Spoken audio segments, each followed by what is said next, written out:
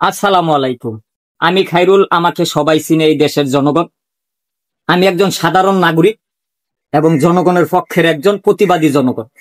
আমি বৈষম্য বিরোধী ছাত্র আন্দোলনের নেতা আমাকে বলি না, জুলাই যুদ্ধ আমাকে বলি না, হয়তোবা আমি আমার পায়ে খাইছি, এখনো আছে।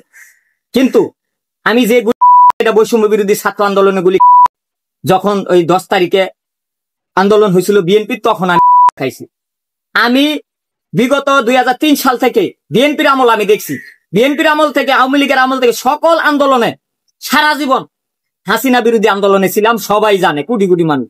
এখন বৈষম্য বিরোধী ছাত্র আন্দোলন, কোটা আন্দোলন, দুইটা আন্দোলন এবং বয়স 35-এর আন্দোলন থেকে ঢাকা বিশ্ববিদ্যালয় থেকে রাজনৈতিক আন্দোলন সংগঠিত হয়েছে। তখনও আমি আন্দোলনের সক্রিয় ভূমিকায়, হয়তো আমি ছাত্র ছিলাম না, আমি হাবিবুল্লাহ বাড়ার ছাত্র উন্মুক্ত বিশ্ববিদ্যালয়, তাদের পিছিয়ে পিছিয়ে থাকতাম। আমি বলি, আমি প্রতিবাদী জনগণ। আজকে বিপিনুর এবং বৈষম্য বিরোধী বিপিনুর এবং এনসিপি এনসিপি হইল বৈষম্য বিরোধী থেকে একটা গড়ে ওঠা রাজনৈতিক দল। তারা যখন রাজনৈতিক দল করছে, তখন বিএনপি সহ বড় বড় রাজনৈতিক দলগুলো বলছে যে তারা কেন রাজনৈতিক দল তৈরি করা দরকার। আমি বলছি যে তাদের এটা গণতান্ত্রিক অধিকার, কিন্তু তারা যদি মব সন্ত্রাস করে, যে বিএনপি হইল সন্ত্রাস, আর এনসিপি এবং বিপিনুর তার হইল মব সন্ত্রাস। তাহলে এই মব সন্ত্রাস এবং সন্ত্রাস থেকে দূরে না থাকতে পারলে তাহলে কিন্তু দেশে নির্বাচন হবে না, নির্বাচন বয়কট হবে। বিপিনুরকে অলরেডি বিভিন্ন রাজনৈতিক দল সন্ত্রাসী বলে, সন্ত্রাসী সংগঠন বলে দাবি করে। আমি তেমন কিছু বলবো না।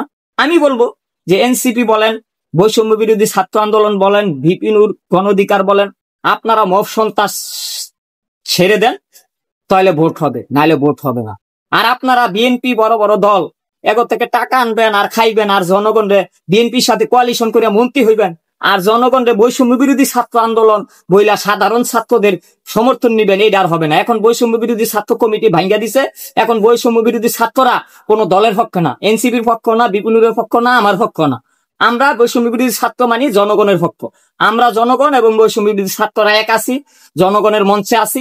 আমরা কোনো এনসিপি কিংবা বিপিনুরের পক্ষ নিয়ে আমরা কাজ করি না। তবে যারা মব সন্ত্রাস করবে এবং যারা সন্ত্রাস করবে, দুইটাকে আমরা বয়কট করব।